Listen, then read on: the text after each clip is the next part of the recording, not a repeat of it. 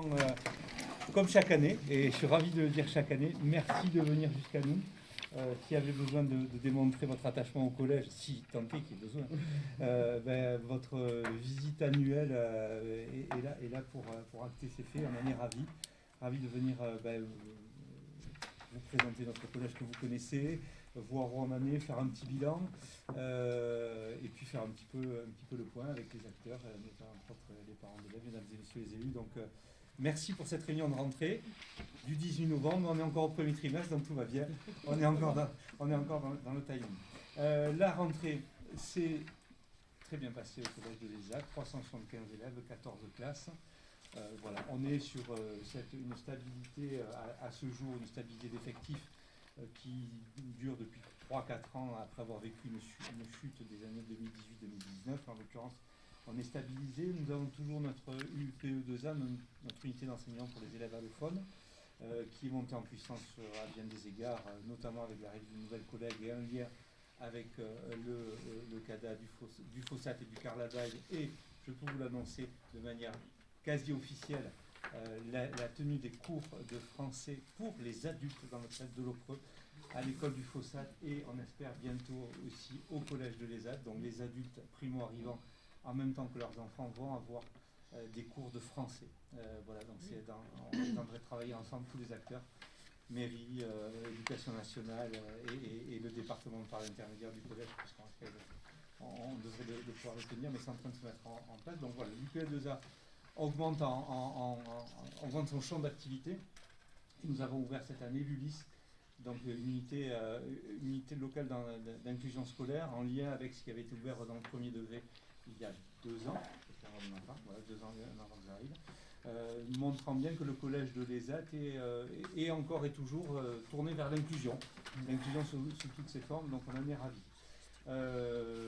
Voilà, une rentrée qui a démarré sous les meilleurs auspices. Un point à travailler, c'est un démarrage sur les services, on était au complet, un service en lettres qui était à retravailler. On est en train de clôturer là aussi la résolution du problème sur les services de lettres, ce qui fait qu'on va pouvoir fonctionner à plein régime, si j'ose dire. Une équipe vie scolaire qui est complètement renouvelée, donc du 109, des nouvelles perspectives, des compétences nouvelles et des enjeux importants. Alors l'enjeu majeur, je le répète, c'est évidemment de faire de nos élèves, des citoyens, des élèves par la fenêtre, d'en faire des citoyens éclairés et conscients. Dans cette optique-là, grâce à la mairie de l'ESAT, on va accueillir prochainement la réplique du buste de François Verdier, pour lequel on aura le plaisir de vous convier, Madame la Présidente. On va situer l'inauguration fin janvier, au même moment que les commémorations annuelles de François Verdier. On fera l'inauguration avec vous si vous voulez bien. Donc c'est un buste qui, grâce au service de la DIGBAN, est en train de se mettre en place petit à petit. Il sera en plein milieu du hall, volontairement, pour que les élèves rentrent et soient face à François Verdier, avec toute la symbolique qu'il peut y avoir. Donc on est en train de travailler là-dessus.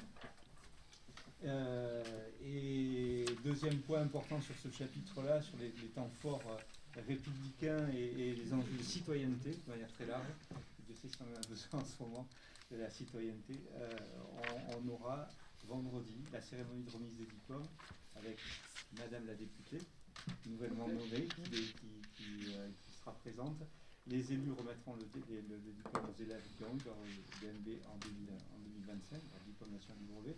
Et aussi, grande nouveauté cette année, nous avons des personnels au sein du collège, y compris des personnels éducation nationale et je pense à Jean-Pascal Oriol, qui sont par ailleurs pompiers volontaires ou gendarmes réservistes. J'ai demandé l'accord au 10-09 et à l'état-major de 31 qui puissent venir remettre en tenue dans leur rôle de pompier et ou de gendarme le brevet. Ça sera chose faite, on a eu l'accord de leur état-major, donc il y aura une représentation républicaine active et opérationnelle vendredi. Voilà.